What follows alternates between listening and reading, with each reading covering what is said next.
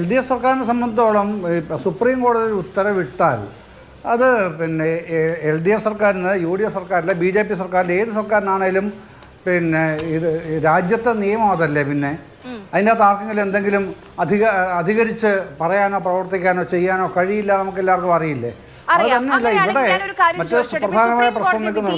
Orthodox Yakobaya പള്ളിത്തർക്കവുമായി ബന്ധപ്പെട്ടും supreme കോടതി വിധിയായിരുന്നു. പക്ഷേ ഇവിടെ ഒരു പ്രശ്നമുണ്ടാകും, സമാധാന അന്തരീക്ഷം ഉണ്ടാകും. അല്ലാതെ ഓർത്തഡോക്സ് സഭയ്ക്ക് എല്ലാ പള്ളികളും വിട്ടുകൊടുക്കാൻ സർക്കാർ തീരുമാനിച്ചില്ലല്ലോ. അവിടെ സമയമെടുത്ത് സമാധാനത്തോടെ ചർച്ചകൾ നടത്തി പ്രശ്ന പരിഹാരത്തിലെടുത്തു. ഇവിടെ എന്തിനായിരുന്നു ശബരിമലയിൽ മാത്രം സുപ്രീം കോടതി വിധി നടപ്പാക്കാൻ ഒരു ധൃതി എന്നുള്ള ചോദ്യമില്ലേ അവിടെ? അത് ആ വിധി വായിക്കാത്തതുകൊണ്ടും വിധി പഠിക്കാത്തതുമായ ആൾക്കാർ പറഞ്ഞ് പ്രചരിപ്പിക്കുന്ന കുപ്രചാരണങ്ങൾ മാത്രമാണ്. കാരണം Kerala Hindu public religious places of worship പിന്നെ ഓതറൈസേഷൻ ഓഫ് എൻട്രി റൂൾസ് 1965 ചട്ടം 3B ഭരണഘടനാ വിരുദ്ധമാണെന്നാണ് കോടതി അന്ന് കാണുകയും റദ്ദാക്കുകയും ചെയ്തത്.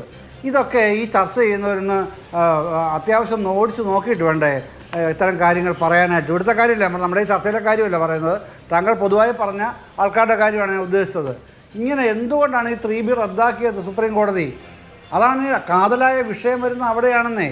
അതടക്കമുള്ള കാര്യങ്ങളിലാണ് പിന്നെ ഈ പുനഃപരിശോധനാ ഹർജികൾ സമർപ്പിക്കപ്പെട്ടത്.